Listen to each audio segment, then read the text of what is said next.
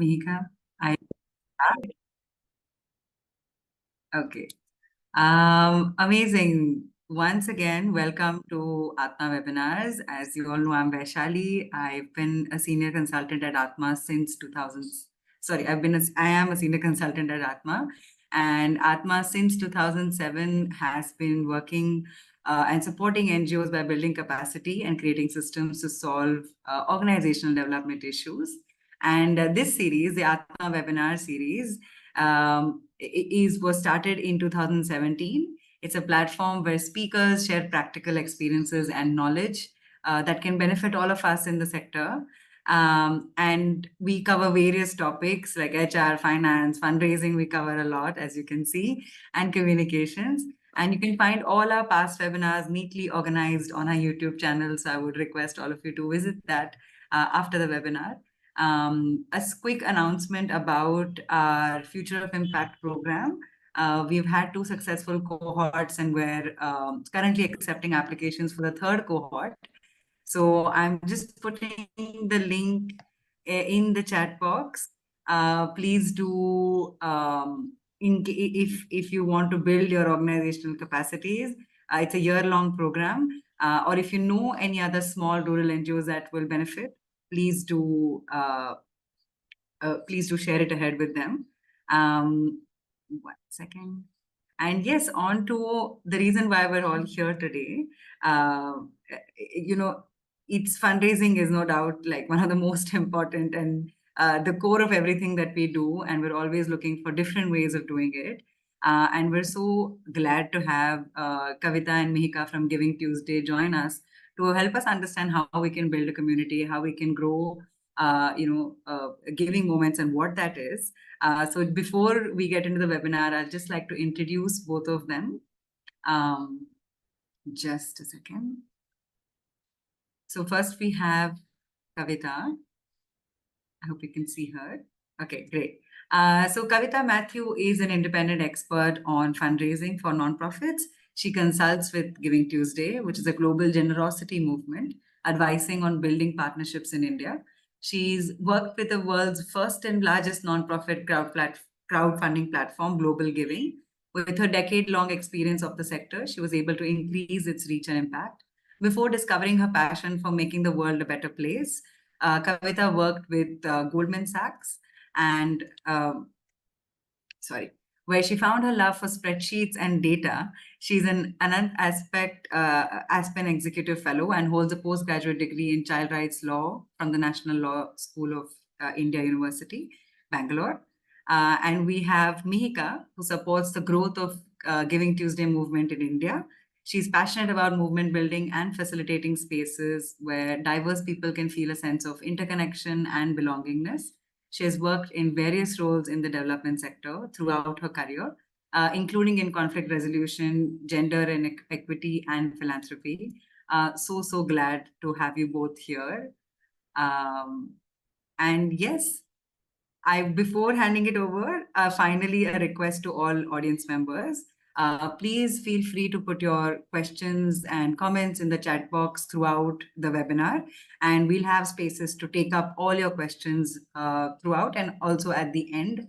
And ये session English में ही होगा क्योंकि हमारे काफी सारे साथी अलग अलग जगह से जुड़ते हैं, लेकिन अगर आपको हिंदी में अगर कुछ पूछना है या बताना है या क्लैरिफिकेशन लेना है, कुछ क्लियर करना है, तो आप प्लीज चैट बॉक्स में लिख सकते हैं और मैं कोशिश करूंगी कि मैं वहां पर ट्रांसलेट करूं.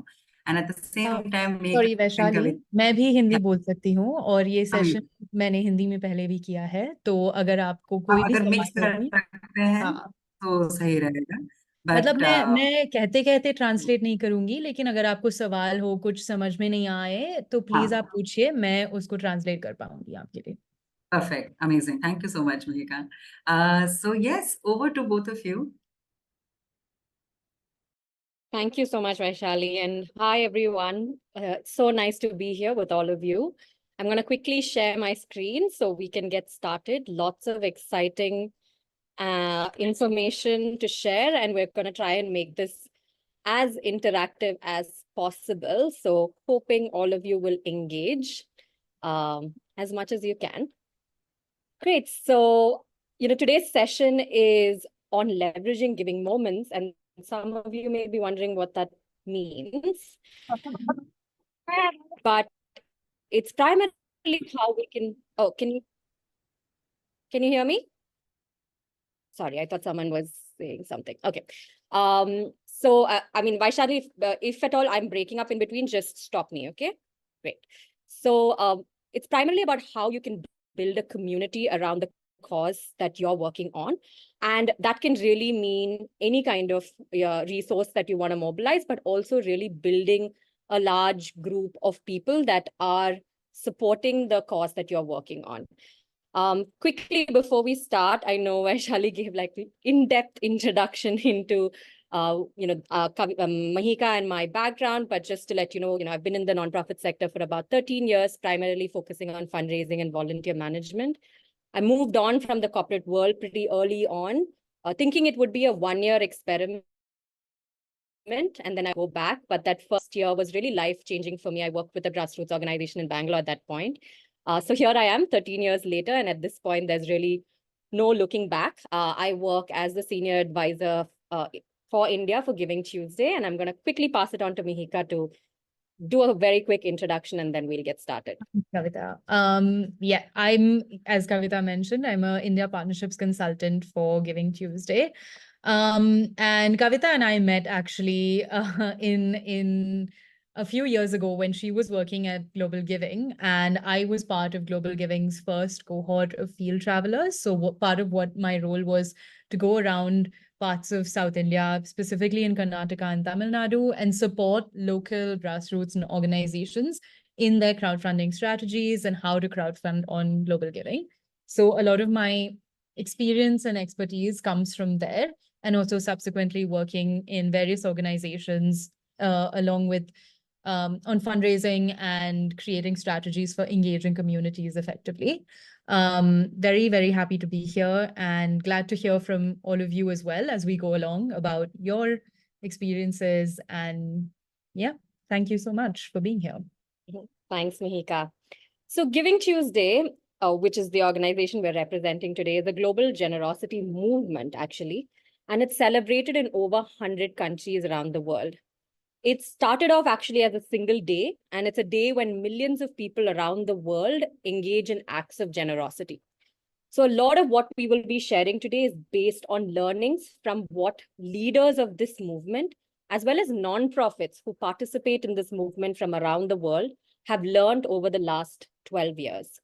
And like Mihika said, prior to joining Giving Tuesday, I was the India Partnerships Consultant for Global Give, which is a global crowdfunding platform. Some of you may be familiar with it. Mihika was also part of that team. So some of what we'll share today is also from what we've learned from our time. And we will talk more about Giving Tuesday in a bit, but want to start off by saying that Giving Tuesday is not a tech platform. We saw in the registration for this webinar that some of you are asking how you can register on Giving Tuesday. You don't need to register to participate in Giving Tuesday. It's a movement, it's a day to celebrate generosity, and it's not a tech platform. So you don't need to register, but we'll talk a little bit more about Giving Tuesday a bit. First, we'll go over the agenda. We're going to try and keep things as interactive as possible. So keep a piece of paper and pen or a Google Doc handy, whatever is comfortable for you, because we will be doing activities as we get started. And honestly, this session will be useful for you the more you engage in the activities. So requesting you to do so, so that at the end you have something concrete to take back with you.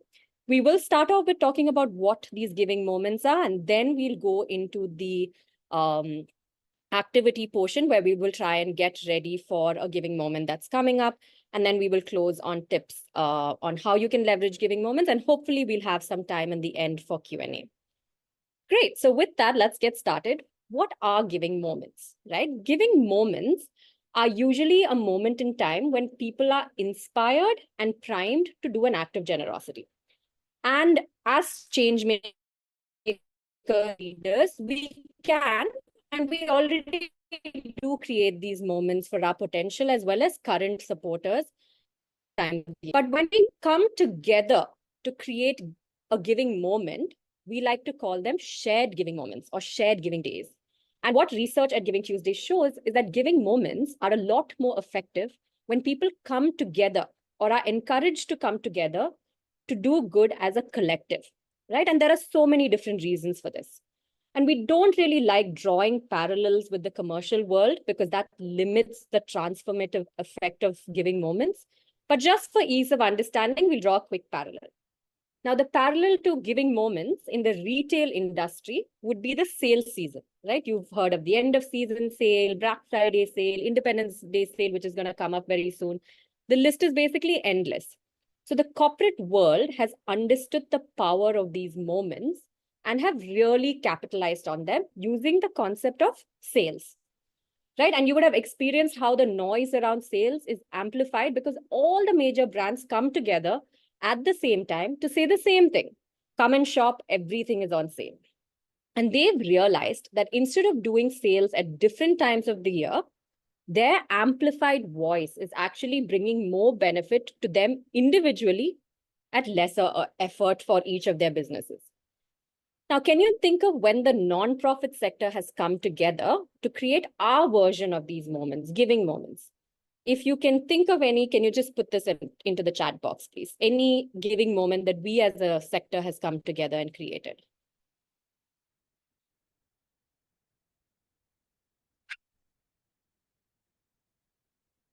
Let me check. Diwali, great. Danutsav, yes. End of the year, okay.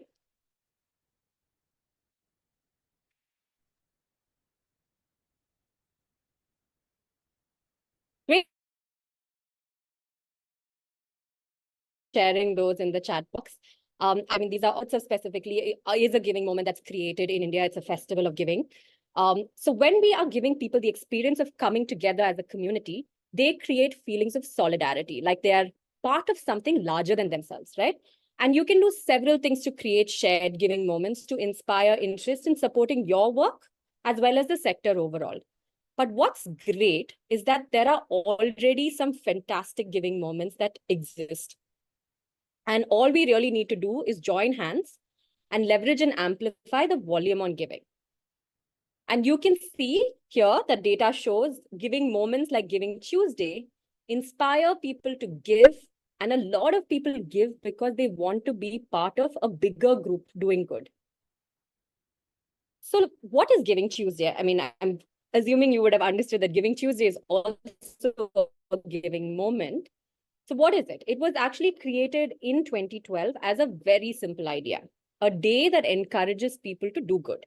And over the last 12 years, this idea has grown into a global movement that inspires millions of people to give, to collaborate, and to celebrate generosity. And today, people all over the world in over 100 countries come together to give as communities, as coalitions, as causes, and just as caring individuals. And the mission of the movement is to unleash the power of radical generosity around the world. And it envisions the reimagination of a world that's built upon shared humanity and radical generosity. And what radical generosity means in this definition is that the suffering of another person is as intolerable to me as my own suffering or the suffering of my loved one. And that is really what pushes you to take action. And we all know that this is much needed at a time like now when all we see around us today is terrifying news and crisis after crisis.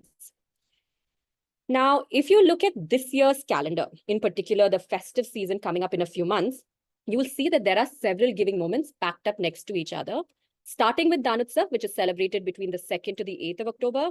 Then there's World Girl Child Day on October 11th, International Day for the Eradication of Poverty on October 17th. There's Diwali on the end of the month. Then there's World Kindness Day on November 13th, all the way to Giving Tuesday on on December 3rd this year. So this festive season in India is very interesting because it has multiple giving moments that are naturally already falling next to each other, right? So you can pick and choose the giving moment that make the most sense for you and for your work. And giving moments that make sense for your cause could even be outside of these few months that I've shown you here. This slide is just to give you an idea of what giving moments are. And the best way to leverage these giving moments is to do it together as a group. because our amplified voice as a sector at the same time every year will have special power to it. And you can see here, data shows the power of giving moments like these, right? So Giving Tuesday, you can see on this slide, is one of the 3 days that people are actively looking to give to social causes. And you'll see here the percentage of new donor acquisition with spikes happening on Giving Tuesday the day. This is little old data, 2020, and it's a lot of it from US because that's where data collection is a lot more robust. But basically, what does this tell us? This tells us that people are yearning for collective giving moments, and moments that use a sense of urgency and a way that they can feel like they're part of something larger and creating systemic change together with a large number of people. So giving moments like Giving Tuesday are actually an amazing opportunity to reach new supporters, particularly everyday givers, right? And these are people who can become an army for your cause, as long as you, of course, foster those relationships. And if you look at data from last year, $3.1 billion were raised on this single day in the US alone. And this is all funding going to nonprofits. And this is not large philanthropic funding or CSR funding. This is all everyday givers with an average donation size of about $138, $140. That's around 10,000 rupees, right? And this is not funding going through any platform called Giving Tuesday. This is all donations going either directly to nonprofits or through crowdfunding platforms and payment gateways. And they give us the data, so we're able to analyze and see how much is being raised on that day in total. Now, while Giving Tuesday is a big giving day, and while many of it think of it as a fundraising day, it's actually so much more than that. It's a generosity movement giving agency to everyone and focuses on the notion that everyone has something to give and that every act of generosity counts, irrespective of its size or form. So you will see that there's actually a lot of giving that happens in all forms, right? But obviously, they're much harder to track than tracking of money. And for nonprofits, it's turned out to be a day to experiment. So last year, we do a lot of surveys. And last year, what we learned is that 82% of the participating change makers use Giving Tuesday as a day to experiment or try something new. So it could be a new message you want to try out. It could be a new campaign you want to launch. It could be a new audience you want to reach out to or a new fundraising idea you want to try out. So it's basically a great opportunity for you to try something new, along with a lot of other nonprofits around the world. And we will spend a few minutes on seeing what we have seen working with these giving moments, right? And from observing and studying data from Giving Tuesday, the day, couple of things that we know, and these become important for you as you start thinking about your communication, especially to everyday individual givers. And the first thing we learned is that generous people are generous. What does that mean? That means that people who've given you once will give again. You just need to make the right ask at the right time. So people who've given you once are more likely to give you again than someone who has never given to you before. So you know where to put your energy, right? Second thing is that supporters want multiple ways to give, not just giving of money. So people who give in one form tend to mostly also give in other forms. So you can see that on the graph here, that people who give only money are the smallest group, right? People who give in one form usually also gives in other forms. And we've learned that people, especially millennials and Gen Z, want engagement with your cause and your organization. They don't want to just make a transaction. And, we don't have a crystal ball making predictions, but like I said earlier, we do have a lot of data and we do a lot of surveying. So from a recent donor survey, couple of things that we learned is that people are more tied to a cause than to an organization. And that 77% of the people Hi, that Kavita, we lost you in the midway. Oh, can you hear me now? Let me switch off. I'm able to hear you. Can you No, hear me Kavita, now? we can hear you just fine. Oh, okay. I am going to continue then. Okay. So I was saying that from a recent survey, another thing that we found out was that 77% of the people we surveyed said that they give with their heart rather than with their heads. So again, another clue for us when we start thinking about the kind of communication we want to put out to individual givers. And givers need clear calls to action and very simple ways to participate, but they want to be able to give and support in multiple forms, not just in one form, or they need the option to be able to give in multiple forms. So if you want to build long-term relationships with your individual donors, you should offer them different ways to support the cause and join you. However, some of you might say giving moments are also competitive, right? And in general, fundraising is competitive with, many nonprofits fighting to receive their piece of the pie on, either one single day or through the year. And there's actually an economic term for this particular phenomenon. It's called the fixed pie fallacy. And that's the idea that there's only a certain amount of wealth to go around, and that you must compete to get your share of what's believed to be a finite resource. But we all know that generosity is not finite. Neither is money, by which we measure generosity in general. And if we start thinking about generosity in all of its forms, you will realize how abundant generosity actually is, right? I don't know how many of you have read the How India Gives report by the Center for Social Impact and Philanthropy. There were 2 reports. But from last year's report, what we learned is that the total quantum of giving by households in India went up to 27,000 crores from 23.7 crores in the previous year. So that's been a growth. And the main reason why people who said they don't give, Hi, Kavita, we lost you 15 seconds. We lost you. The main point, 27,000, something like that. Yeah. Vaishali, can you hear me? Should Actually, can I'm actually. able to hear you very clearly. So, Can sir, I- it might be your connection. Is everyone else also facing this? Okay, calm has said we can Yeah, all. yeah, we can listen, we can hear Okay. We very can clearly. hear. I can Yeah. repeat that point, no problem. Yeah, So saying yeah, that the that'll How be India nice. Gives report by the Center for Social Impact and Philanthropy, what we found is that in last year's report, it said that households in India give about 27,000 crores, and it went up from 23.7 crores from the previous year. And the second point is that the main reason why people who said they don't give was because they were not being asked, which is super interesting, right? And it shows the huge potential of giving this country actually holds. So believing in this fixed pie fallacy that there is not enough actually hurts us as a sector. And it's also going against principles upon which, movements like Giving Tuesday was founded. And we'll, send you some resources on how you can practice an abundance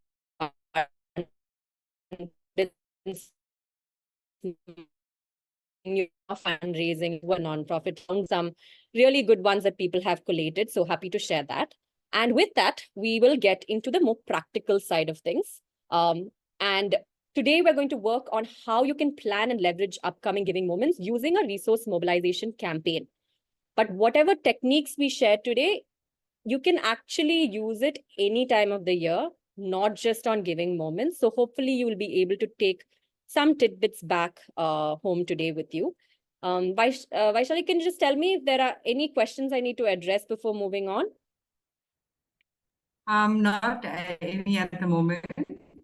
I'm just looking at all the questions that if there are any questions, अगर कोई सवाल है तो please आप अभी chat box में डाल सकते Can हैं. we ask But I think we can a continue. question? Can I ask a question? Better Yes, to sure. put into the chat box at this I'll put it in the chat box. Okay. and then we'll Thank address you. it as Yeah, okay. as we stop, Okay. if that's okay with everyone. And then in the end, we'll stop for Q&A, proper Q&A. Great. Okay, so then let's get started. Now, as change makers, you also by default become fundraisers, right? And as fundraisers, your individual giving strategy might be year-long, and that makes total sense. However, if you are looking at leveraging giving moments, or you're looking at reaching a new audience, one of the most effective ways to do it is to run a campaign.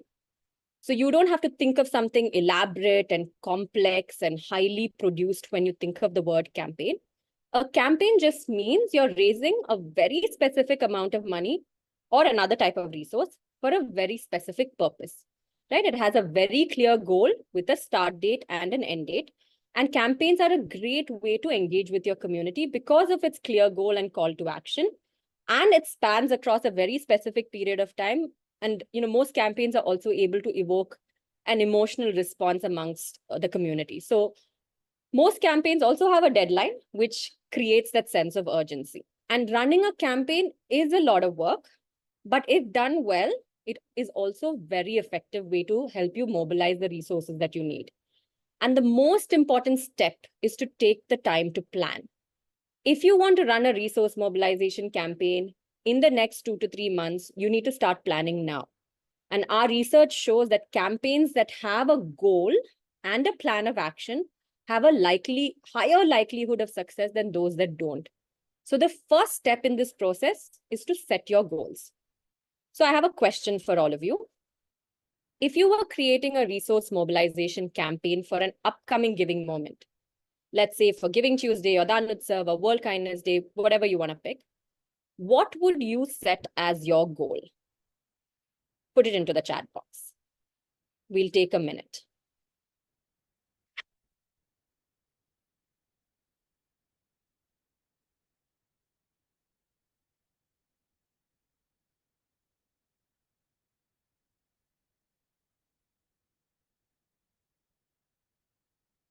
Okay, someone says more funds. Sunidhi says more funds.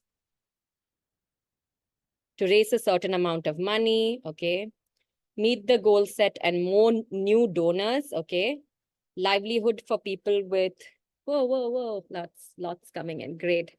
Living with disabilities, 500, acquire new donors and raise money, donations, volunteers, connects to important networks, dignified livelihood generation, meal for workers, raise amount for the certain cause, funds and resources, equip a child to do schooling, give a second chance to an underprivileged children with your little support. Okay, great. Thank you so much for sharing those. These are all great examples of a broad goal for your campaign, right? Thank you so much to everyone who shared it. If you've not shared in the chat box, you can also just write it down on your piece of paper or on your Google Doc. So just take a few more seconds to do that.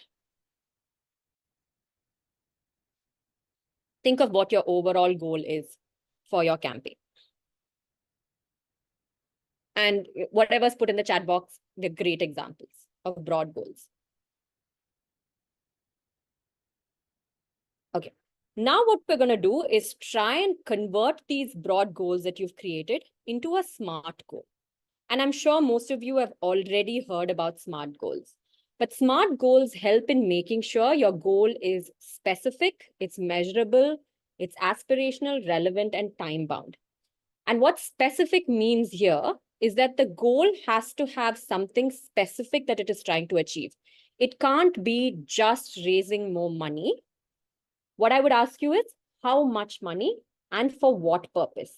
That will make the goal a little more specific. Secondly, it has to be measurable. Unless a goal is measurable, you will not know whether you reached it or not.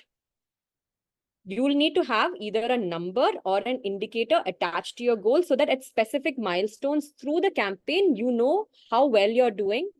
And at the end of the campaign, you will know whether you actually reached your goal or not, right? So it's important to have it be measurable. So have a number indicator against your goal. Third is aspirational. Your goal needs to be realistic for sure. That's for you and for your team to decide. But it should also be exciting for people to be a part of, right? A realistic but aspirational goal is something that's generally for people to be a part of. The next one is relevant, right? Is this goal relevant for your project and for the community that you're serving and for the kind of people that you're going to reach out to mobilize the resources? Is this a relevant goal? Is an important question and that's something only you and your team can answer. And lastly, most importantly, it has to be time bound, right? Always have a deadline for your campaign and for your goal. This will help to create a sense of urgency and push people to take action as opposed to having a goal that has no deadline. Let's take this example. Some of you said you want to raise more money for your project. So in this, if say you want to raise, this is just an example of how you can raise more money into a SMART goal. Say you want to raise 5 lakhs, for instance. How you would convert that into a SMART goal is raise 5 lakhs to purchase 200 chairs for a classroom by December 3rd, 2024. So here you can see it's specific because I'm trying to purchase 200 chairs. It's measurable because I'm trying to raise a specific amount of money and you have the 200 chairs in there. So it's measurable. There are 2 aspects that you can measure. Whether this is aspirational is a question for me to answer. Whether this is relevant for my program, again, a question for me to answer. If I'm running an education program, of course, this is relevant for the cause that I'm working towards. And lastly, time bound, right? So I have a deadline here of December 3rd, which makes it time bound. So if you have a goal which is to raise more money or to get volunteers engaged or to have more number of donors, try and see how you can convert that into a SMART goal. Another way to do this would be, engage our volunteer network to raise 10 lakhs from 100 donors between July 1st and October 31st. That could also be one way in which you set a SMART goal from your broad goal. And these are, again, only examples just to give you a reference. Your SMART goal could look very different from this based on, the work that you're doing. Now, your goal does not necessarily on raising more money. And I saw that some of you have put in other aspects like new donors as well. It can be a lot more, right? And here are some examples in this chart you can see. There's broad goals and how they can be converted into SMART goals. And, how you can also have some activities attached to it and how you can measure. This is just a framework that you can potentially think of using if you want to start planning for your campaign. Now, I'm going to again put another question to all of you, which is what would be a SMART goal for your campaign, right? If you've thought of a broad goal earlier, try and see how you can convert it into a SMART goal, and please put it into the chat box so we can all, share and learn from each other. We'll take about 2 minutes for this activity. And just a reminder, it's specific, measurable, aspirational, relevant, and time-bound. So take that broad goal you have and now convert it into a SMART goal. We'll take 2 minutes.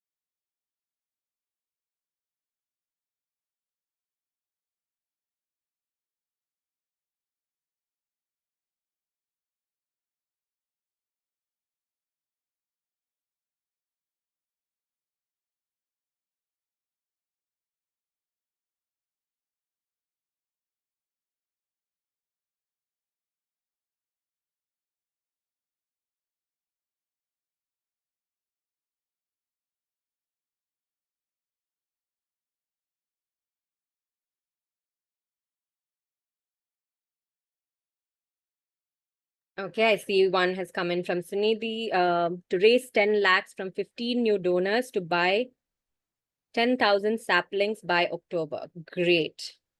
Raise $30,000 to expand our program in 3 new states. In 3 new states by December 2024. Excellent.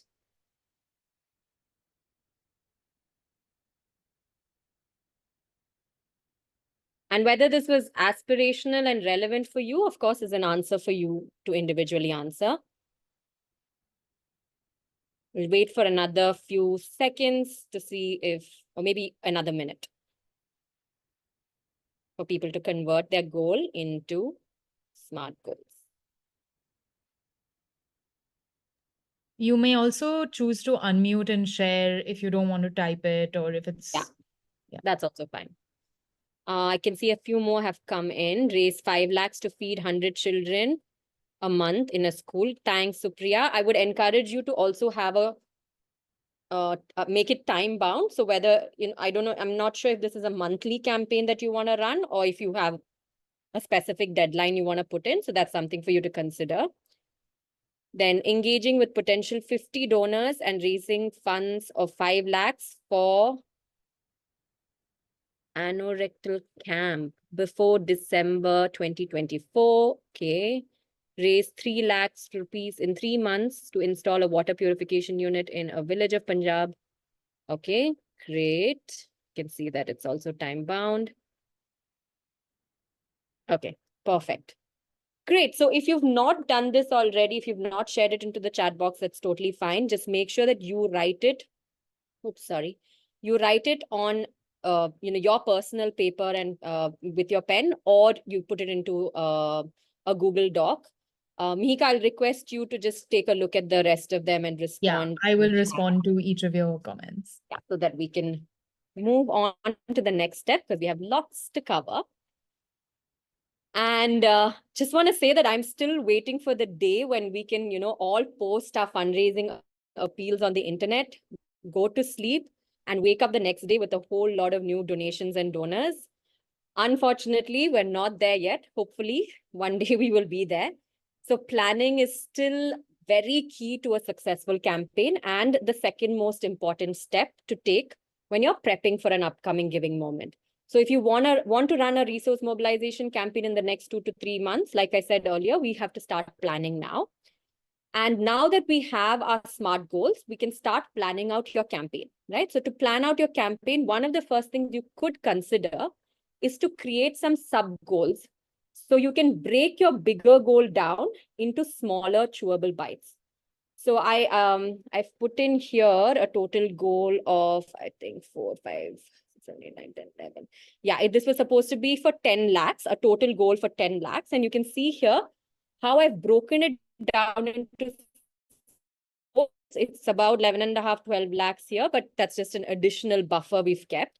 But this is an example of how you can take your bigger goal, a bigger chunk of, 5 lakhs, 10 lakhs, 20 lakhs, 1 crore, whatever you've put down as your bigger goal, and break it down into sub goals that are a lot more chewable, and you know exactly how you're going to try and reach each of those sub goals. So you can see here, I've put in the examples of, raising 3 lakhs from 5 HNI donors. What are the activities I'm going to do? Who's responsible? What's the deadline? You could consider raising, a certain amount from diaspora donors, especially on Giving Tuesday, because it's, a very big giving day, especially in the US. You can even consider converting people who've given to you in the past few years a certain amount into a higher value donor. You can also consider having advocates or champions, volunteer fundraisers for your organization and give each of them a goal. And then if you're new to social media fundraising, you may want to put a very small goal here. You don't want to put a large goal into something you're trying for the first time. So you can put like a smaller goal of 50,000, 1 lakh. And, that could be the goal that for raising funds from first-time donors through social media. Again, this is only an example to show you how you can break your larger goal into smaller chewable chunks. And I won't ask you to complete this task right now, but please do take these steps down and the framework so you can do this when you're sitting with your team and creating the plan for your next campaign. And I'll give you a minute to just go over it if you want to screenshot it, etc. This is only, again, a framework. Nothing written in this is applicable to, especially in that framework, is applicable to all organizations. You will have to fill it in for you. So just take a minute to just go over the steps that you need to ideally take next. I'll also take a sip of water.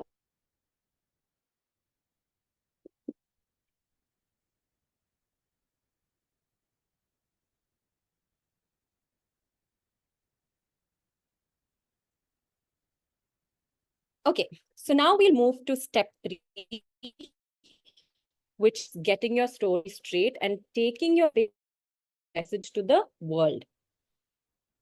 Can anyone guess how much time a potential donor spends on a fundraising campaign page on the internet before moving to the next page or going any further? Can anyone guess? You can put it into the chat box.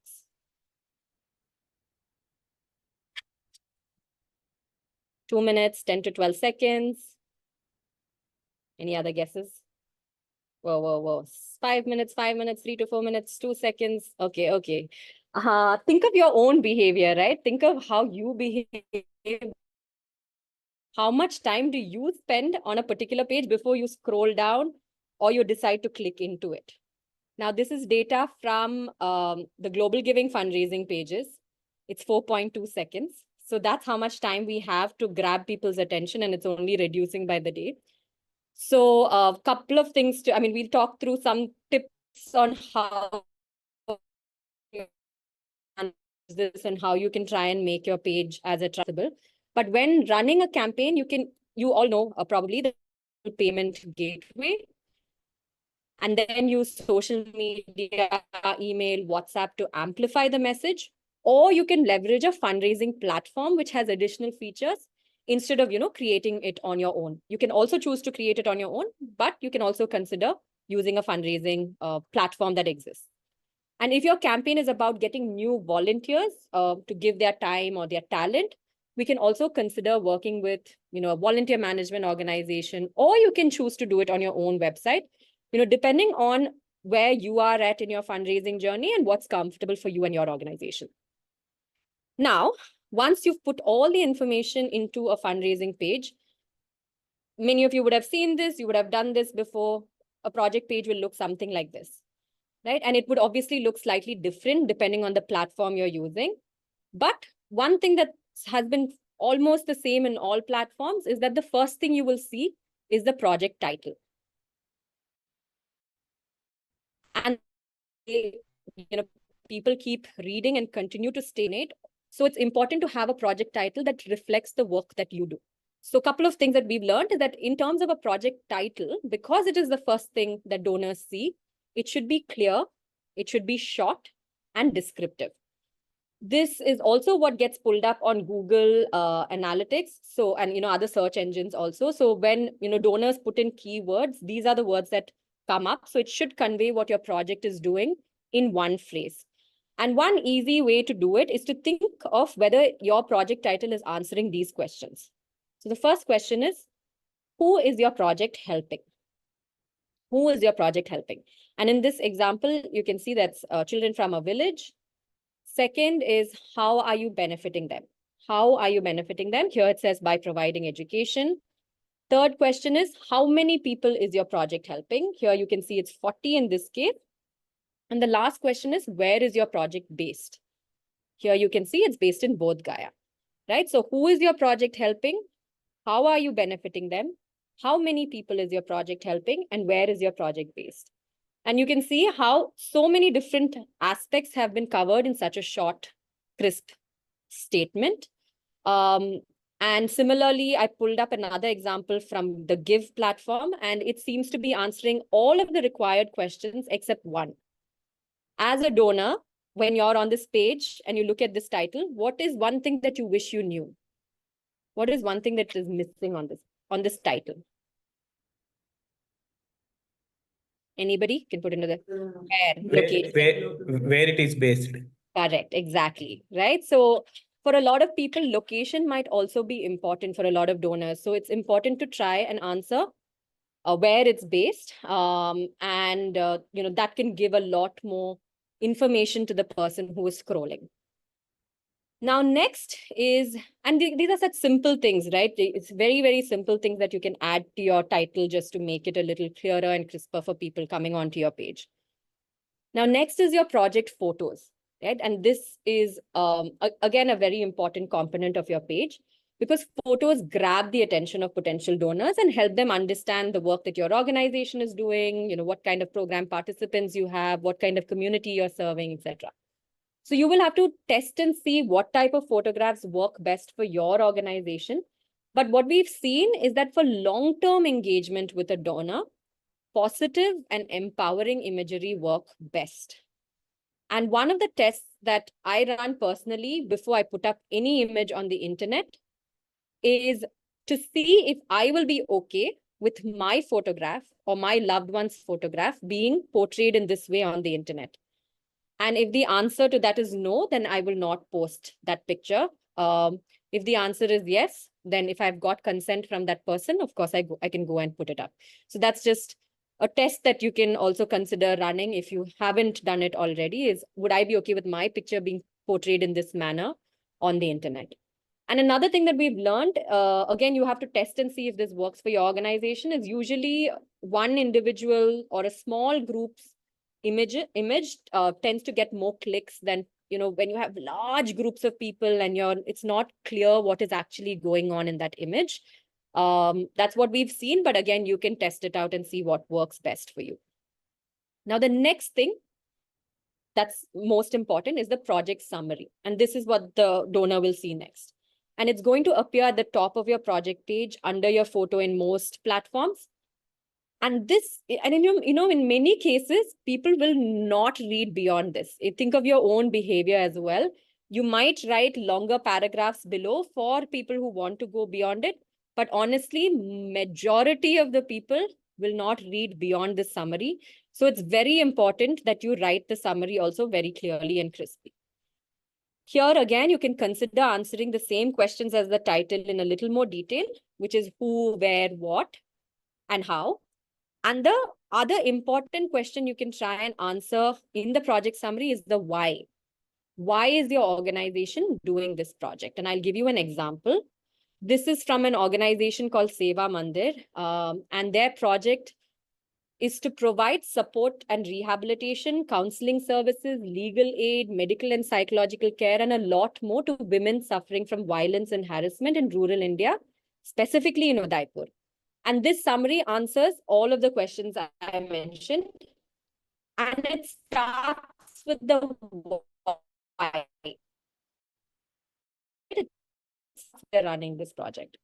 Really about putting yourself in the shoes of a donor who doesn't know anything about your organization or have the same passion that you have, and how can you make them feel that way about the project that you're working on.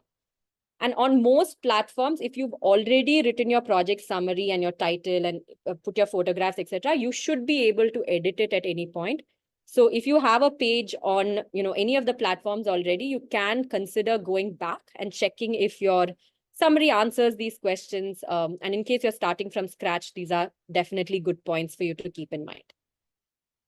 Great. So with that, I'm going to pass it on to Mihika to take us through the next set of exciting steps to create your campaign. Mihika, over to you. Thank you so much, Kavita. And what we're going to be talking about now is just a continuation of how you plan and build your effective campaign towards leveraging giving moments. So until now, you should have, a goal. You've converted that goal into a SMART goal. So now you have a way to measure and a time-bound campaign with which you're working with. You've also understood how to craft your ask. So how do you make your ask to your community in a way that people actually respond to your fundraising goals? Now, who are you going to make this ask to? And how will you rally your crowd? So one of the biggest questions that people, fundraisers have is, how to acquire new donors, how to think about different ways to reach out to my existing donor base. And that's really what we're going to be. There are some questions, and there are some really good questions as well, which are there in the chat. Can you still see those questions? Oh, no, I have them all separate. I've also copied them, Kavita. Yeah. I have them copied, so I can put them out right now. But, so Dr. Ratna Kumar has raised her hand. Oh, yes. Okay. If we can just wait and address some of the questions that were there since a while, and then maybe Dr. Ratna, we can take up yours. So again, somebody has asked, so Shraddha has asked how to tackle it when people keep donating educational material over actual money to make sure it's for the cause, right? So people also decide how they want to give. So I think that's something that they wanted addressed. Yeah, great question. And I think that's a problem that will keep happening unless you send out a particular call to action and you send out a specific message about what it is that your organization requires. One of the things to consider is to see how you can, instead of, looking at people who've given you in a form that you don't really require as much with contempt, seeing how you can nurture those relationships, because these are people who've given you in one form. The chances of converting them to give you money is more likely than someone who's never given you money before. So what if you, firstly accept what they've given, see if there's another organization that can use it, and then cultivate a relationship with them, add them to your database. And then when you're doing a campaign the next time, ask them for funding, for money, which is probably what you require at that point. That's just definitely something for you to consider, is how can I nurture the relationship with someone who's giving to me in another form that may not be the need of my organization. And then, of course, having an honest conversation with them will also work. Great. No, that's very true. The more specific we get, the better it becomes for everyone, right? So that's definitely one thing. I'll also take up one more question. Is Jigo has asked, is campaign the only way to tap into a giving moment? Won't it put someone off if one org is asking money for different causes through a campaign on every giving day? So that's another question. Sorry, one org is asking for funding at different giving moments, is it? Was that the question? If one org is asking money for different causes through a campaign on every giving day. So I think that's one of the questions. I don't know if Jigo is here, if you wanted to clarify a little bit more, but yes. So it depends on whether your organization actually works on so many different causes or not, whether that's relevant for your organization. That's the first thing to answer. I'm assuming it is, which is why you've asked this question. What I would say is pick and choose specific causes that you want to use for giving moments, and especially causes that are difficult to raise funds for using CSR and institutional giving. Right? Use those causes for giving moments and for fundraising from individual givers, because that funding is slightly more flexible than funding you can get from CSR and institutional funding. So pick those causes is the first thing I would say. Or even within specific causes, are there areas that, a CSR will say, I don't want to fund this specific thing? Are there specific aspects within a cause, specific projects within that cause that I can pick for a giving moment is something to consider. And if you can, I would say pick 1 or 2 giving moments in the year. Don't do every single giving moment. That would exhaust you and you will say that I don't want to ever do this again. So pick 1 or 2 maximum, and then put your energy into making that successful. There was one more point I wanted to say, which is, yeah, it'll come when it comes to me. I'll mention it. But yeah, some things for you to keep in mind. Vaishali, shall we move on and do this can. last section, and then we'll take all the remaining questions? Yes, we can do that. Okay, so we had a question, which is great. I love when a question segues into the section that we're going to be working on, which is around how to rally your crowd, right? And how to rely on your crowd. And really what we're thinking about here is about community-based resource mobilization. It's not just about always finding new donors, right? How can you, as Kavita was mentioning, nurture your relationships with your current donors and with your current community to be able to get different kinds of things from them? Or how can you think about your current community differently, or the resources within your current community differently, in order to make the most of any kind of campaign or giving moment? It's about making your crowd work for you, rather than constantly saying, oh, we've made this donor, we've asked this donor too many times.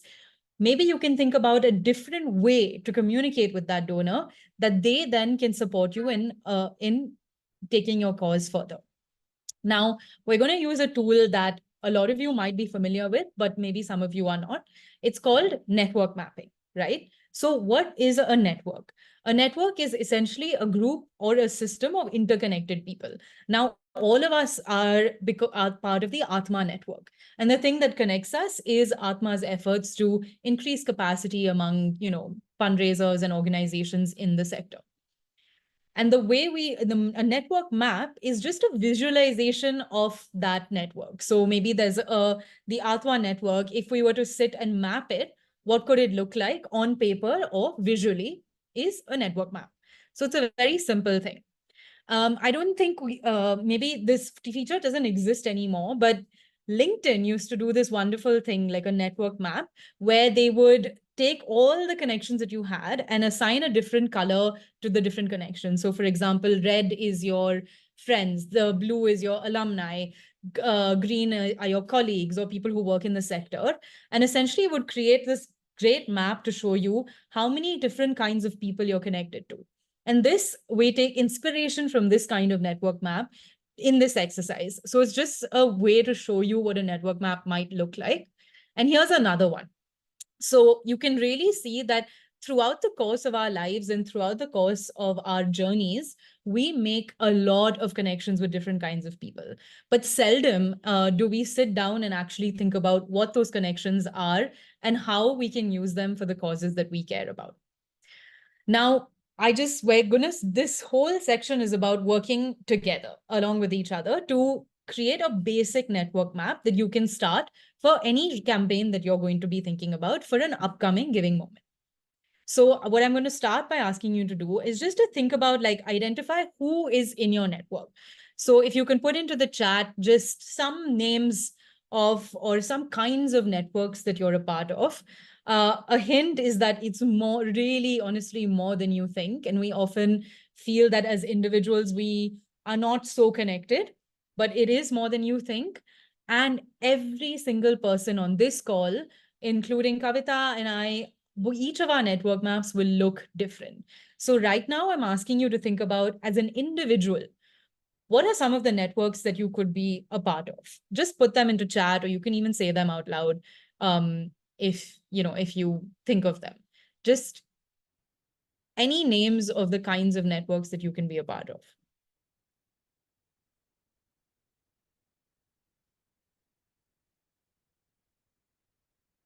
The networks could also be informal, formal networks. I said one of them, which is Atma. Lots of HR groups, great school alumni, college alumni, wonderful. Those are great networks. Anything else? And I'll move on in a second. Atma, young people. Young people is a great one. Family, friends, exactly. Interns, great. That's one that I didn't think of. Lovely. So all of you have a sense of these kinds of networks, and many of you have shared these as well. So family, friends, colleagues, neighbors, previous donors, leaders within your community. So these are all the networks that we sort of, instinctively think of that we're a part of. And these are great sources for your network map.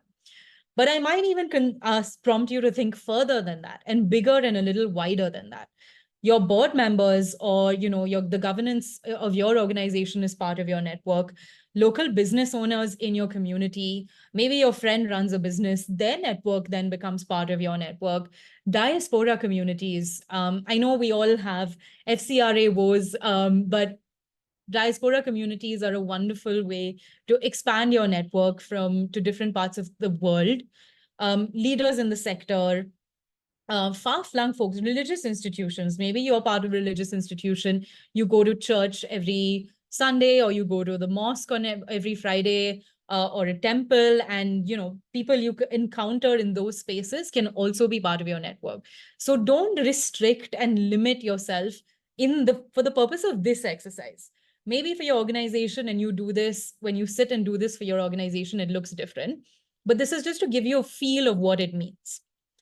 Now, thinking about your network, breaking down your network really helps in figuring out the different kinds of people who are involved. Now, if you think of yourself as the middle of these three concentric circles, like you're in the middle, your primary network, as many of you have already mentioned, are your friends, family, people you have direct contact with. Who are the people that you can maybe pick up the phone or email or talk to directly right now? They are your primary network. Your secondary network are the people who your primary network have contact with, right? So it's one step removed. They might be friends of friends, volunteer networks.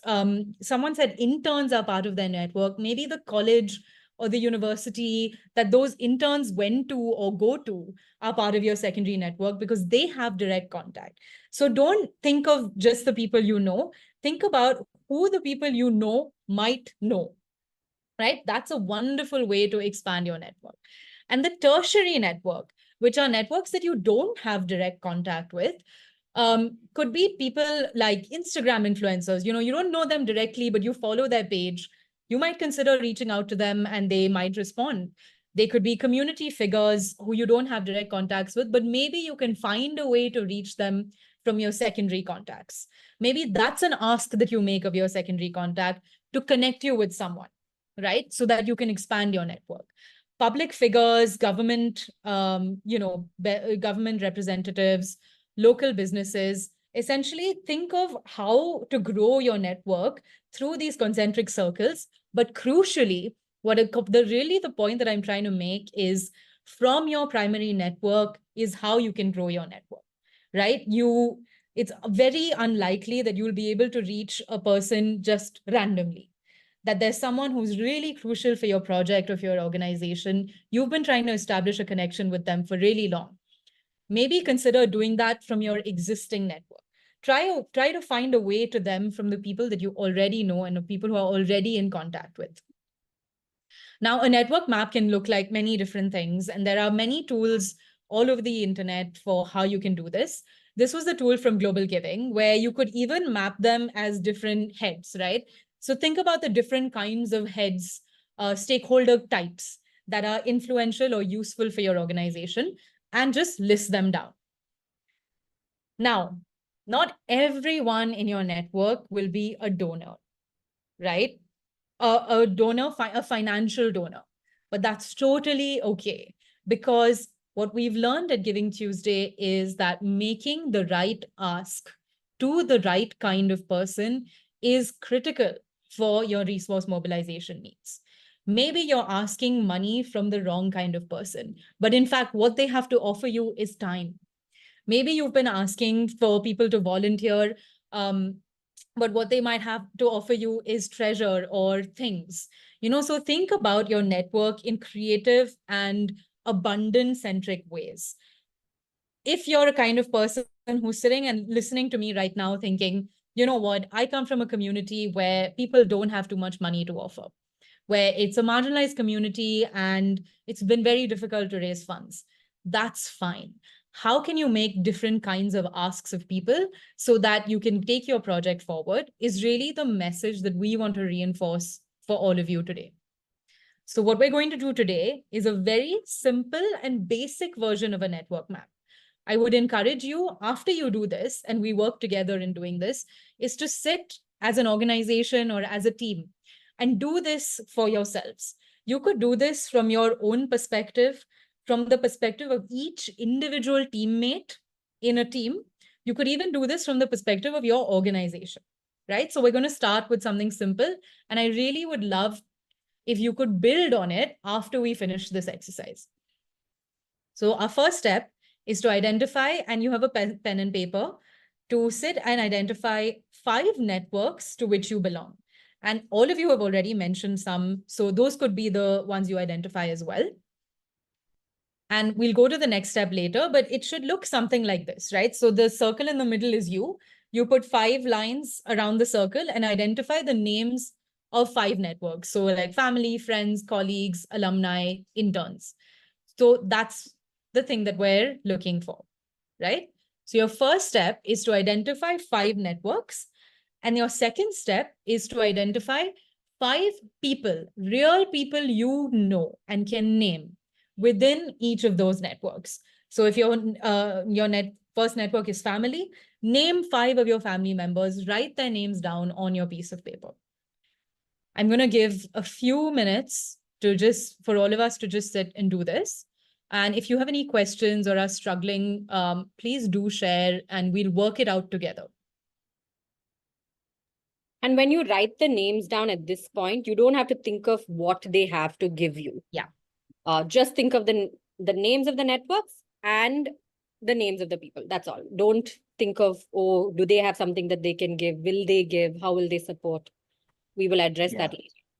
Absolutely. Could you please slow down and become a bit fast, I feel, for me. Do you want me to slow down my pace? A bit. Yeah. Absolutely. I will definitely do that. Thank you so much. Maybe you can share the questions again, Mihika. Yeah, I'll just share the questions again. So what I've asked for all of you to do is identify 5 networks that you're a part of. So just name the networks and 5 people, real people that you know within those networks, put their names down. So it should look something like this. towards the end once you do the exercise. And this might look silly at this point, but at the end, you will realize the power of this exercise. We have organizations that have done this with us like 8 years ago, who messages me once in a while saying, we're exercise as a team, and it's so effective. So just go through it step by step, and then in the end, you will see, how you can take this to your organization. So Nidhi has asked if we can Yeah. start with the- I'll share it again in a second. I'll just give everyone 2 more minutes to map out their network. I also wanted to remind all of you that, at different points in your life, your network might look differently. So there's no harm in doing this exercise, a few years later with different members of your team, so that you can keep your network updated. And that's a way to make sure that that everything is mapped. Okay, so what you've done now is you have 25 names, right? You have 5 networks, and within each of those networks, you have 5 people. So that's already, you've identified 25 people in your network. Now, what are we going to do? I'm going to introduce a concept that might help you think about your crowd differently. So there are some people in your network who might be givers, right? Who are current or future donors to your cause. And a donor can be a donor of money, of time, of any kind of way to express their generosity. But there are also another kind of people in your crowd who are your getters. These are people who are ambassadors and advocates for your cause, for your project. And it's totally okay, even if they're ambassadors for you. Like maybe they just are a really close friend and they want to help you out, but they will be a getter for you.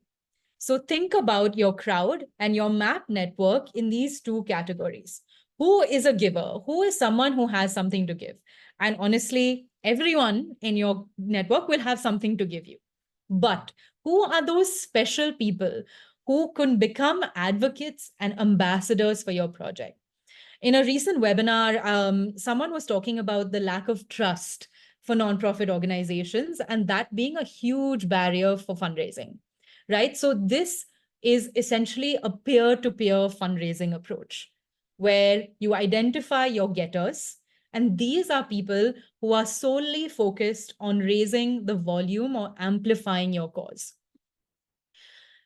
Now, people who can join your campaign, basically getters are people who work with you more closely to make your campaign a success. Whereas givers, you might make an ask of them and build a relationship with them. But with your getters, you want to really spend some time and think about how they can support your cause. Ideally, a getter or an ambassador will have a large network. So there's someone in your name of 25 who has connections with different kinds of people that you've not managed to connect with yet. They have a large network. They have time to commit. So maybe they don't have money and they're not able to financially support you, but you can ask for their time. You can ask for their connections. They are passionate about your cause, of course, that they are able to emotionally connect and act as true champions for your cause. And they know your cause and your story, right? They are able to go out into the world and talk about your cause in ways that will be impactful. Of course, age does not matter because a getter can be from any location and from any walk of life. Don't restrict your getters to people who you think is well established or older, maybe. Young getters, people who are young people who are passionate are also always looking for ways to support. So think about your getters without restriction and in an open way. Now, what is your job? How do you make someone a getter? Okay, so in your group of 25, you've identified 2 people. You're like, these people are amazing. They can be my ambassadors. What should I do with them? Build trust. make them feel like, they're really an integral part of your campaign and they're part of your organization. Include them in your campaign planning and help them understand the intricacies of what you're trying to do. Help your getters also set goals. So if your organization's campaign goal is raising 1 lakh, maybe the sub goal for your getter could be raising 20,000, right? So you then subdivide 20,000 for your getter, and that's their goal. It also gives them to something to work towards. Do a mapping activity with them, the same activity that we're doing, so that they can amplify they can get a sense of their network. Make it easy for them. Give them resources, stories, tools, photos, anything they need to go out and do this. Follow up with them regularly, of course, because now they are part of your campaign. And say thank you and say it a lot. It's really about nurturing a relationship with an ambassador that will yield the most results. So what have we done until now? We have 5 networks. We have 5 members in each network. Now we're going to subdivide this group into how they can support your campaign. So based on just what you know about them, how can each of your 25 people support you? What can they give? And from your group of 25, how can you identify 5 potential fundraising advocates or getters? So you're going to do 2 things now. In your list of 25, you're going to assign with each person time, talents, testimony. Maybe they can be a vocal advocate for your cause instead of donating money. How can they give connections? Maybe there's something in this list that I haven't even thought of that you think they can give. Just write them there so that your map is a little complete. Now you have who and you have how. And further, you might consider circling the names of these 5 getters. You're like, in my community, these 5 people, I think I want to nurture my relationship with them and make them ambassadors. Is this making sense?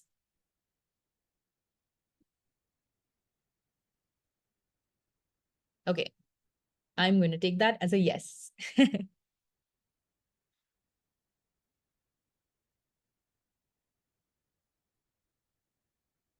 Great. So I'm going to give you just 2 minutes to do this. And again, I would encourage you to do this on your own after this exercise. I've limited it to 5 networks. Maybe you have 10 networks that you're part of. And in each of those networks, you can name 15 people, right? So now you've automatically expanded this exercise. NGO and healthcare networks, lovely. Corporate and CSR, community and social networks, Rotary Club. Yes, that's a wonderful one. Thank you so much for saying that. Government and public health networks. These are amazing. Thank you, Dr. Nilesh.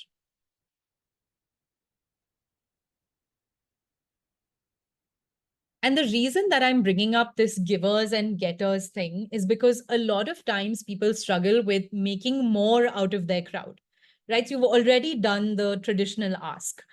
Now, what if you switch it up?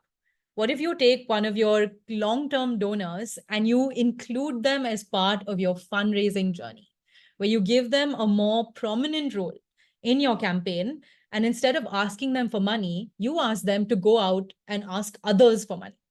So that's a way to really take advantage of the people in your network. Okay, I'm going to move on and hand it back to Kavita about once you have these getters, how do you craft your ask? Thanks, Mihika. Before starting this, just want to say that, Mihika did this whole exercise in 5 minutes. And like she said earlier, you should take this back to your office and do this, at least for 30 minutes. So you'll be able to get a larger network list, larger number of people in each list. And you can do this with each and every person in your team.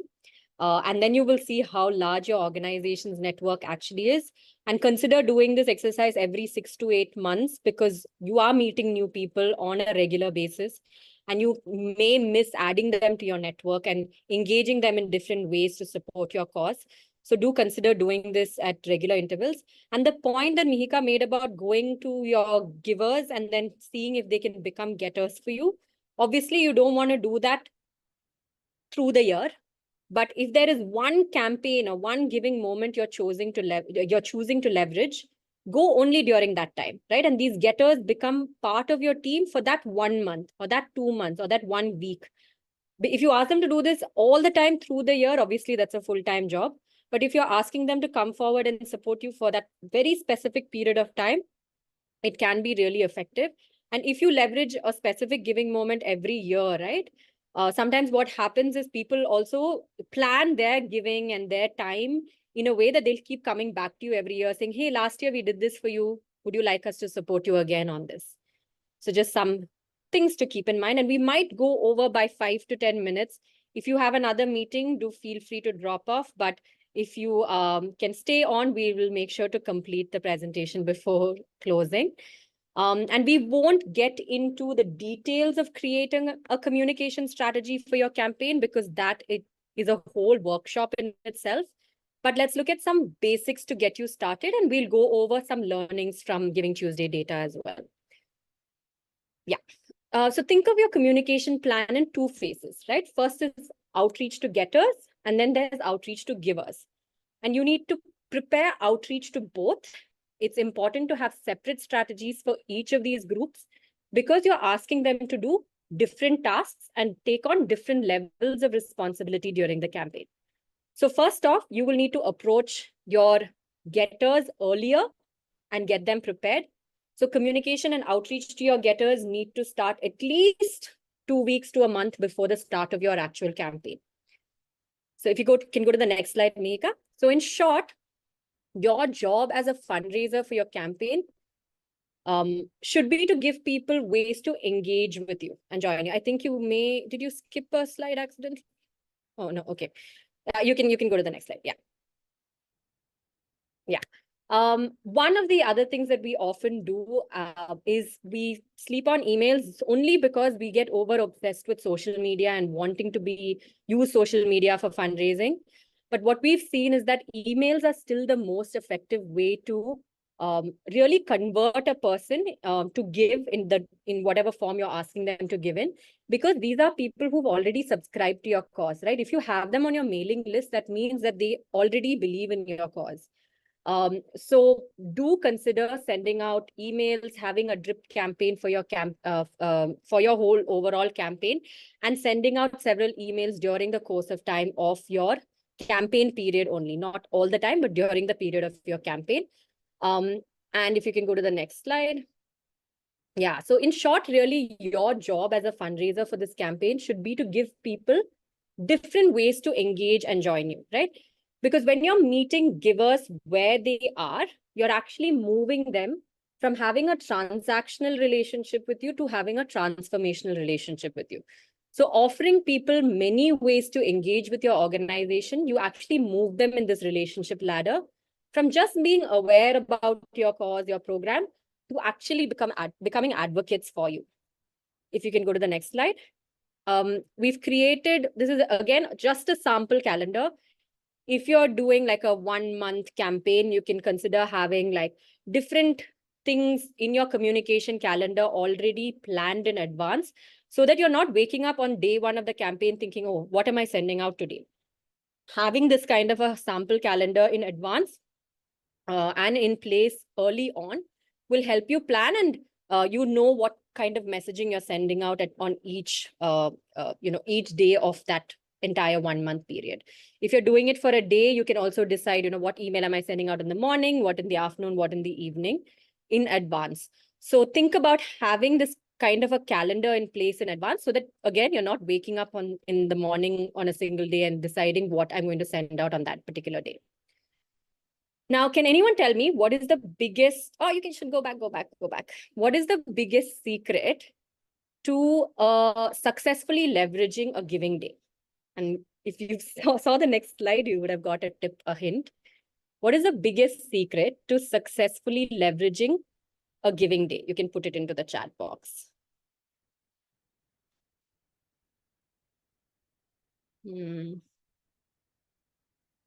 Biggest secret to leveraging a giving moment or a giving day? Lage raho. Okay, mix of communication ways. Okay. create urgency. All great ideas. Consistency. Okay, great. Now we can go to the next slide. And this is a tip that we, I heard one of Giving Tuesday's ex-directors of digital strategy actually mention in a webinar. And it's our humble and effective Google Calendar invite, right? And for many of us, our lives are directed by our Google Calendars. What our Google Calendar says we should do on that day is what we end up doing on that day. So literally getting this giving moment you've chosen on your supporters' calendar means they will get a notification on that day that they're supposed to do some action for you on that day.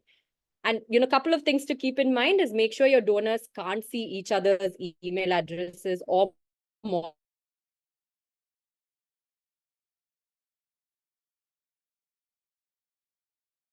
The second thing to mention is a safe way to do this using an app called Add Event. ADDE on that day, saying it's Giving Tuesday or it's Dan Utsav or it's your fundraising day or it's your volunteer, come and volunteer for my organization. Kavita, you're breaking up a little. The time. Can you hear me? I'll put off my Yeah, it's better video. now. Yeah. Can you hear me now?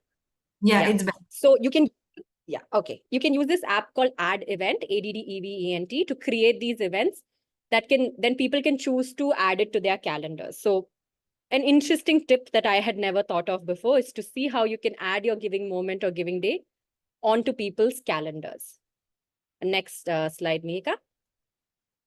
So before I talk about, strategies that we've seen change makers, especially nonprofits use, successfully to really make the most out of Giving Tuesday, I want to just tell you that you should do what makes sense for your work, depending on where you are at in your journey as a change maker and your bandwidth and what your goals are and where you are in your journey with individual fundraising, right? I will highlight a few things and hopefully you can take some inspiration from this.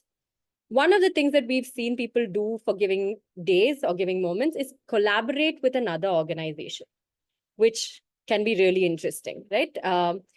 One example to tell you is there were these two organizations, again, in North America, both working on agriculture-based projects, and they were around the same region. And on Giving Tuesday, instead of competing with each other for volunteers, they ran a co-branded campaign where they said, hey, volunteers, please come and spend the first half of the day in this particular organization, have lunch, and then all of you travel together to the next organization, and then you go volunteer there. And what they realized was that doing this campaign together meant they got double the volunteers at lesser effort instead of competing with each other, which worked out really well for them. So one thing to consider is, do you want to collaborate with another organization for the campaign that you're running? The other thing that you can consider to, again, get into an abundance mindset, especially if you are a fundraiser and you want to get your fundraising team a little energized, is to go out and volunteer or fundraise for another cause, for another organization entirely, just for that one day. One day in a year, we will fundraise or we will volunteer with another NGO. That itself will get a lot of people re-inspired and energetic about the work that you're doing within your organization. Then we've seen some other organizations, really using giving moments as a way to say thank you to their donors. And as fundraisers, we all know that fundraising is a lot more than just asking for funds, right? Fundraisers need to constantly find ways to engage with their donors and manage those relationships. And we've seen some organizations using Giving Tuesday to foster those relationships instead of asking for financial asks. So what they say is, come and volunteer with our organization.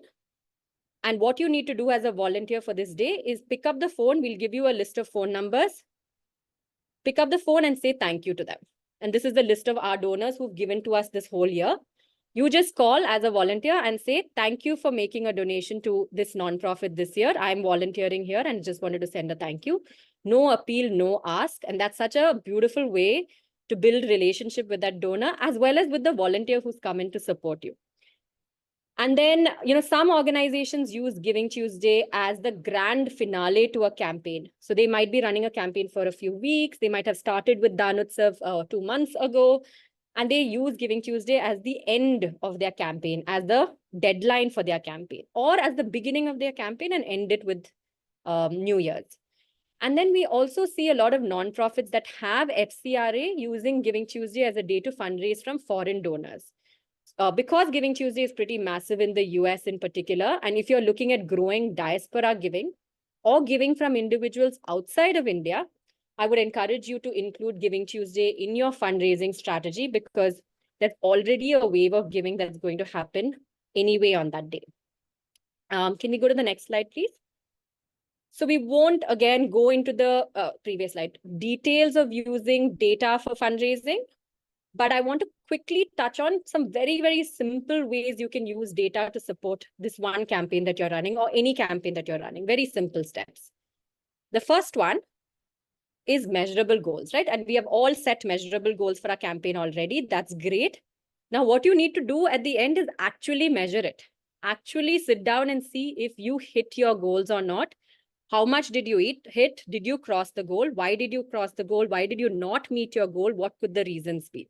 So setting a goal and actually measuring it is super important, because that's the only way you'll know whether you were successful or not. Second one, which is my favorite, is having an after action review or an AAR. And in our team, we do this.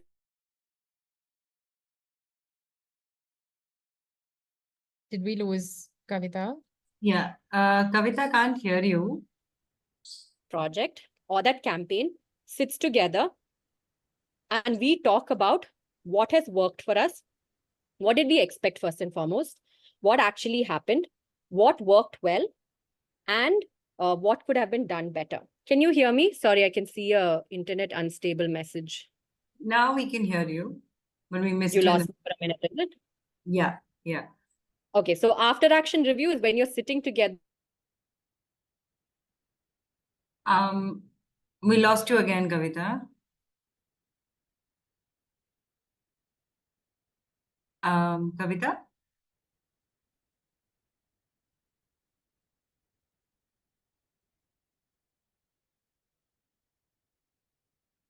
Mihika, I can take this from here.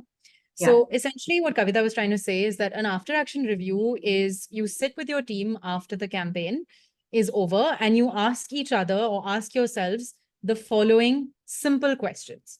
What did you expect to happen? Right? So your expectations from the campaign, which will essentially be your goals, your SMART goals. What actually happened as a result of the campaign? So did you meet your goals or not? Then what went well and why? So even if you didn't reach your goal, did you have any successes within the campaign and why do you think that happened? What didn't go so well and why? So if you didn't reach your goal, then why do you think that is? And finally, what have we learned or what insights can we take from this that we can then use for future campaigns? Now, this seems like a really simple thing, but a lot of what happens is you did a campaign, the campaign finished, and then you didn't really have a chance to debrief, right? So what does that debrief look like? We've broken it down into these very simple steps, and I'll put them in the chat as well. Kavita, do you want to go? Yeah, hopefully you can hear me better. I've shifted to data. There's a lot of rain here, so internet issues. Sorry about that. The last thing I wanted to say was adding new donors to your database, right? This sounds like a very simple thing, but one thing that I've seen a lot of nonprofits forgetting to do is actually adding the new donors or new givers that they acquired during the course of that campaign into their database. And even if it is just 10 people who participated in your campaign, please add them to your database so that you can engage with them through the whole year. And engage with them in different ways so that the next time you run a campaign or you have a ask, you can go back to them. So these are some very simple ways in which you can think about incorporating data into your campaign. And if we can go to the next slide. And, if you're looking for more resources like this to create success on Giving Tuesday or any other giving day, we have a lot of resources available on the givingtuesday.org website. You can go there, click on how to participate, click on nonprofits. You'll see a lot of toolkits. They're mostly global toolkits, but we'll also send over to the Atma team a toolkit specifically created for India post this training. So you have that handy as you start your planning.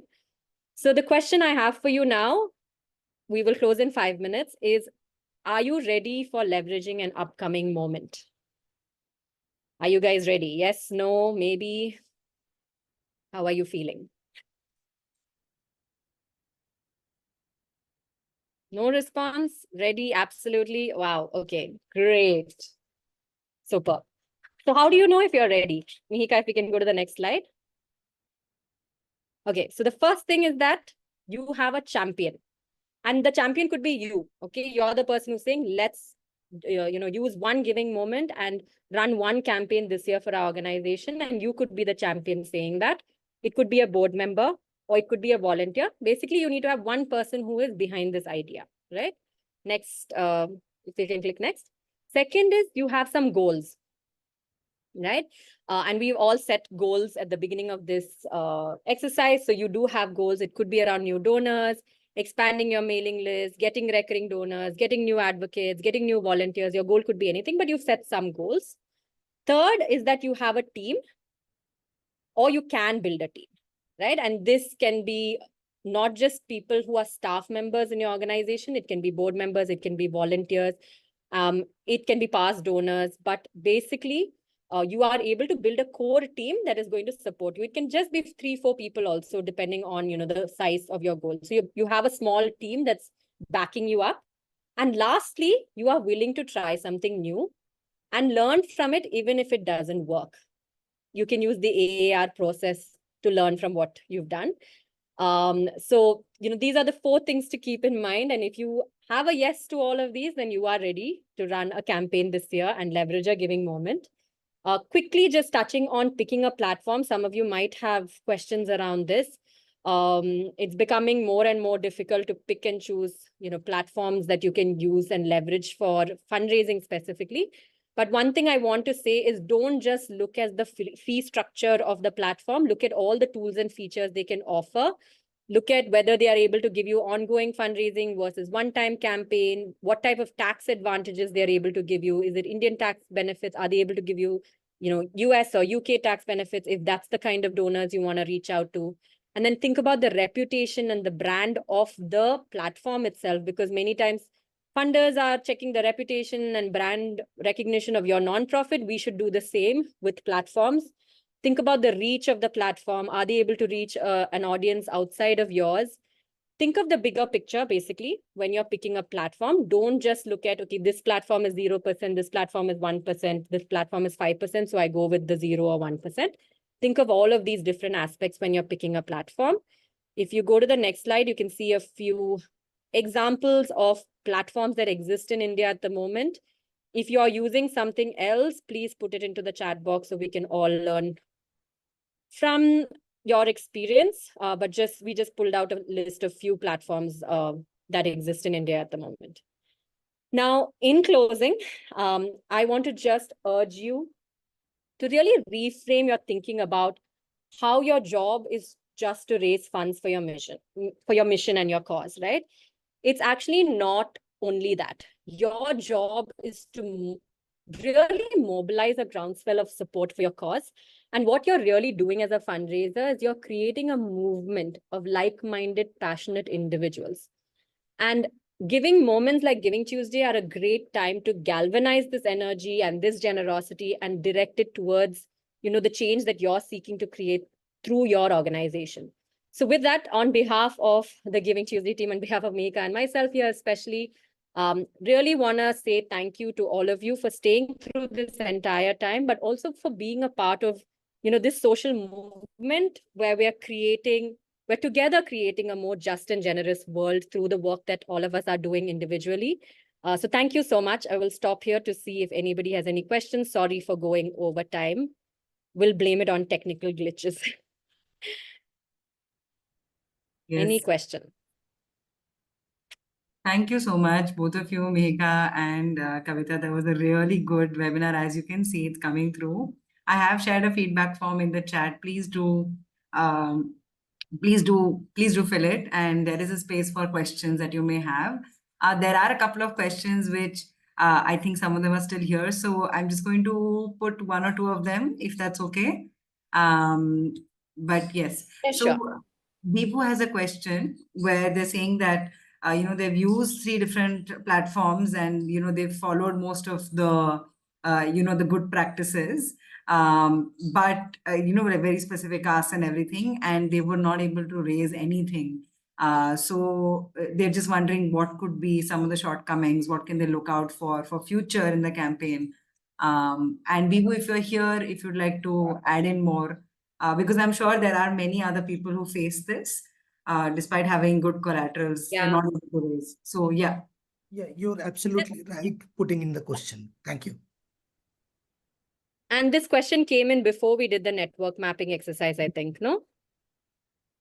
And that really would be my response as well, would be to just sit down with your team and think through the different networks that you have access to. Because, one of the biggest misconceptions about crowdfunding is that we can put up a project on the internet and one crowd will come and join you. But unfortunately, someday we will reach there, but unfortunately, we're not there yet. We have to really see how we can leverage the crowd that we have already in our personal networks, in our organization's network, and then grow it further from there, engaging them in different ways and forms. So hopefully some of the tips that Mihika shared with you, has been useful in your thinking.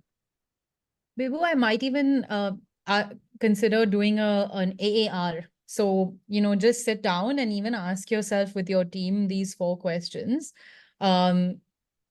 Especially what went well and why. So, okay, you weren't able to raise anything, but what went well is you managed to create a fundraising page that was, clear. Those are also big successes for someone who's trying it for the first time. And is there something you can, what did you learn from that process? Was it that you didn't really make personal asks of people? Like, what are those things? Just if you sit down and do a proper debrief with your team, maybe you'll have some insight that'll help you make better decisions for the next time. Yeah, thank you. Thank you. Okay.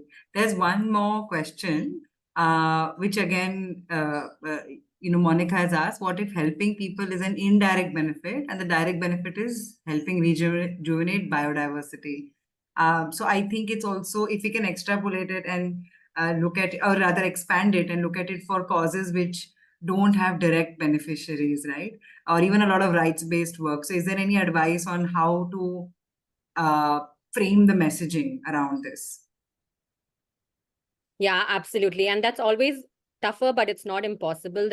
If you think about it, the ALS Ice Bucket Challenge, which was like one of those campaigns that became viral in this world, it's an extreme example, of course, was for research. It wasn't even for a tangible project, right? And they were able to raise millions of dollars. So it's really about being creative with your messaging and helping people take some kind of action in some way they can engage with that campaign that you are running and thinking about. And biodiversity is top of mind for people at this point, when we're thinking about the environment and climate change. So I think it's really top of mind for people. So it's really about how you craft that ask.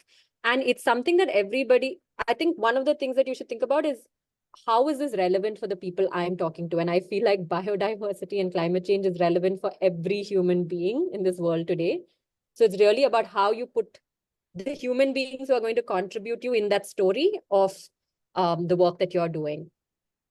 And Again, also there are ways to do this. This is just my thought. Yeah.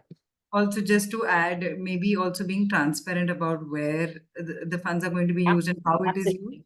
Because often in intangible work like this, which is very important, everyone understands, but they're like, oh, but I'd rather give books to this girl, right? I mean, it happens. So maybe being transparent about that also might help. And there's one more final question regarding if there are, platforms that are, say, cause specific. So Neelam has asked about disability. And similarly, I'm just expanding the question if there are any other platforms that are, or days like this, which are focused on causes that you would recommend. Yeah, I mean, days, of course. I feel like every cause will have some day or the other through the year. and would definitely encourage you to run a campaign on that day. So for example, if you're working on supporting people with HIV/AIDS, definitely use World AIDS Day as a giving moment for your organization. Run a campaign. Even if it's just an email that you're sending out, do leverage those specific giving moments. With platforms, I'm not so sure if there are platforms that are for specific causes, unless anyone in the room has a response to that. Or Mihika, you have heard of anyone? I can't think of any No platforms specifically, but the other pitch that I wanted to make is for coalitions. Coalitions, yeah. So especially for organizations that find it hard, maybe you're working in something that you're a small organization, you don't have a large donor base. Maybe create a cause coalition of many organizations working on disability issues in your local area or even in the country. Because of what we've learned about people connecting to causes, it might, give you that edge that you're not going organization first, you're going cause first, that all the money that's being raised is going to be distributed among the organizations in the coalition working on disability. So then you get to leverage, then who becomes part of your crowd? Other organizations and their donors, right? So you've automatically increased the reach of your work. And it's really about going mission over brand. You're working towards supporting persons with disabilities as opposed to, fighting for a piece of the pie. Great. Thank you so much, Mihika and Kavita. I think just many things the way you've put it, what I notice is like how well you've articulated some of these things that we may know intuitively, but I think now we'll retain it better. That's what I'm taking away from here. So thank you so much for this. We'll just open it up for the audience. If there are any other pending questions, any thoughts, comments, suggestions, please do fill out the feedback form. And we'll stay for 2 more minutes. And thank you for staying this long. Yes, thank you everyone for being, so engaging and forthcoming with your questions and for going on this journey with us together.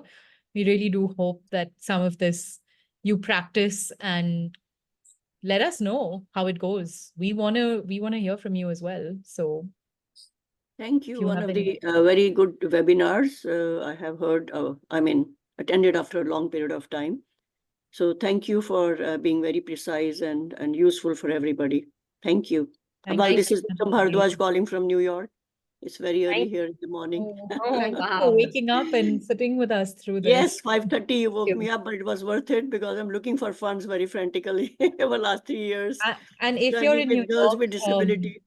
Giving Tuesday is a very big, Giving Tuesday in the US is a huge movement. Yes, I So must. We do have FCRA, so I must connect with Giving Tuesday. I should do that. Yeah, definitely. It's on 3rd of December this year, so you have a lot of time to start your planning. Yeah. Wonderful. Thank you. Thank you. Thank you so much. Great. Once again, thank you so much. I think this has been one of the most engaging audiences. I see people are like responding to each other. The questions are not even, they don't even need to reach the speakers. So that's wonderful. And I think it's a great way to end the webinar as well today with all this peer support that's happening. Hopefully, we do the same outside of this webinar. And all the best to everyone. We do have October, December, November coming up. The best time to fundraise. So yes, go get them. Thank you. And I'll stop the recording for now. Thank you. Thank you, Atma.